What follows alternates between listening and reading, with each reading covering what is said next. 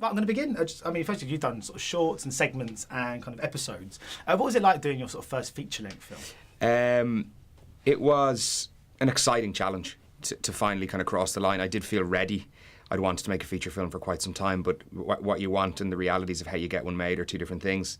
So it was, it was a very kind of exciting moment. There's obviously a certain amount of anxiety that goes with it, but I have a really great team of people, and I feel like we brought on the right cast and, the right kind of, creatives around me. So went in with a certain amount of confidence, but not too much either, because, filmmaking is treacherous moment to moment, let alone day to day. So it was a great experience. So I don't mean to make you blush, Seána, but terrific in the lead role. I mean, you must have been so thrilled to have nabbed that to nab Seána for the lead role. Yeah, I think Seána's talent was already out there to be seen. It just mightn't have been necessarily seen by enough people. It was a real opportunity, I felt, to make something with Seána and to collaborate on it and to try and put something out into the world that might reach an even wider audience and allow Seána to showcase her abilities as an actor. It was, and you kind of know once you get through the first day or two, you know that it's working and that it's really going to work, and you can kind of build on that then. So Seána, what was it that really initially attracted you to getting involved in this project? Well, the script, really. I knew it was going to be a huge challenge physically and mentally, going to that place where you're full of self-doubt and a person you love isn't who they say they are. That was, I loved that idea, that concept for a story. I loved.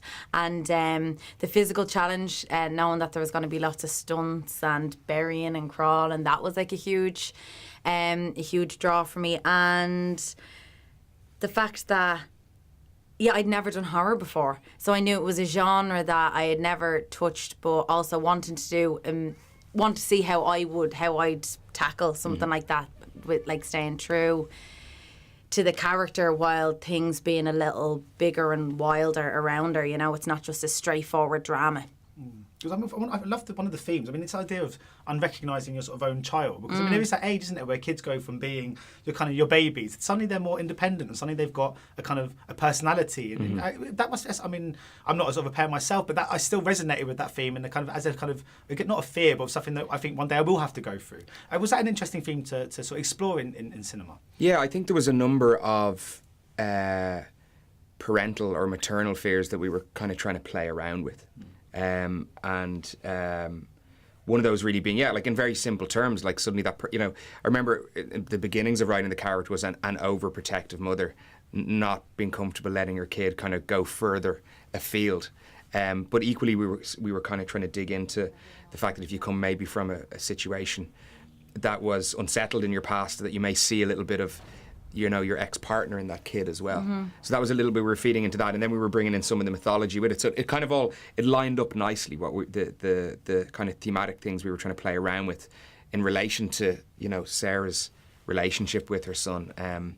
And I think it worked for the most part. I love the idea of not knowing, it's somebody you think you know, not knowing them, whether that be a child or a partner or somebody that you never really truly know someone, because you're never inside their head, you're never in their innermost thoughts. So that's kind of terrifying. It is. We're all basically saying we're all going to die alone. Yeah, we are all alone. Yeah. But why do you think it is that in horror, I think more so than other genres, we can look into more raw and human themes, perhaps more than we could in naturalistic drama. In this instance, we're sort of looking into, we don't really know exactly if she's believing, if this is actually happening, or if this is kind of her, if she's suffering from kind of a mental illness, and that kind of questions over those things. What do you think it is about? Do you think sometimes we have to almost step out of reality to best understand it? Maybe that's a good way of putting it as well. Can we rob that? Yeah. Say what you said. But I think we'll use that later. Yeah, definitely. I do think so. I think horror is a great tool to analyse, particularly, the psychology of a person. And that's what we were trying to do in this film, was to look at the psychology of one character, really. We've a great supporting cast, but unfortunately I didn't give them the opportunity to necessarily develop as characters, because the focus was so tightly in on Sarah. And I think that I think horror does allow you to do that. I think without that, it would just be a series of scary moments that would add up to very little. Why do you think sort of motherhood translates so well as well into this show? I mean, Rosemary's Baby obviously stands out. The Babadook, Hereditary last year. Yeah, why do you think that as a theme is something that illuminates this genre on so many occasions? I keep saying as an Irish person because we're all Mammy's boys. Irish boys are. It's true. Like, why? I don't know. I actually don't know. I think it's because... I think that it is that thing that you were saying there about somebody knowing you so much and then not recognising, like it's like you are part of them and then realising, I actually don't know who you are. That's quite terrifying, somebody who knows you inside out. And that the reverse too, somebody you think is meant to be there to, you know, protect and looked after you. If they're not doing that, you kind of go, yeah, that's slightly terrifying. Mm-hmm.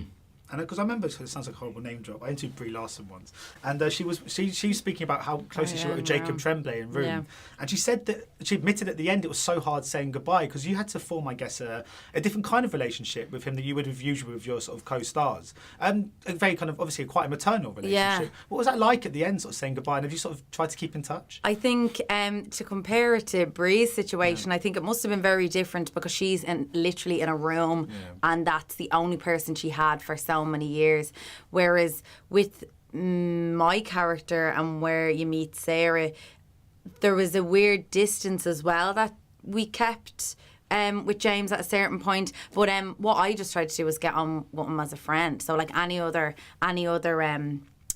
actor that you would work with. So I'm going to see him around. We're definitely I remember the last shot we did with him, I didn't know was the last shot. I thought there was more to do, and I actually got a bit emotional. I remember I had to walk away because it was just...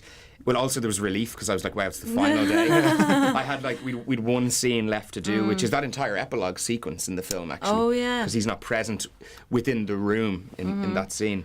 But yeah, it is. You build up this freaky little family, and then you have to let them go a few weeks later. We're going to go to a Harry Potter convention thing in the summer, so that's what I'm going to go to. I didn't get invited to that, but there you go. And because you're saying that you haven't done... You can come with me. I have a ticket. You mentioned that you haven't done horror before. Yeah. Because I was wondering, I mean, obviously like running through the woods at night it's scary from a viewer's point of view. Even though you're there and you're on set, is some of the fear you're portraying still quite real? Even though there's a lot of people around and lights and stuff, I mean, you're still running through the woods at night, which is kind of isolating and quite scary anyway. And there's a certain headspace that you have to get into that does start to psych yourself out. It wasn't so much the running sequence. There was certain sequences when we were underground. That was quite... And when I find him, like when you realise that psychological place I had to go to when you realise you could have lost or something, that was quite hard. Or any of the like small spaces, it starts to get in you a little bit. And I think that's from a character point of view rather than even me. So it's like, I didn't think I was afraid of small spaces. And next of all, I'm like, hey, it's starting to get in on me. And then I was like, well, I'm not going to tell Lee because he'll enjoy that too much. So there's only one way out. So you just got to keep crawling. So yeah. Very quickly, but before I go, just because it is really quite intense and quite scary at points. I just wondering if either of you two can get scared watching it now, or is it kind of because you know the kind of ins and outs of it, that if that's possible? My fear comes from a different place. Which is how are people feeling? How are people feeling about this? No, actually, at the I get tense. Yeah. I'm kind of like, oh, come on. There is a couple of parts in it where you do feel.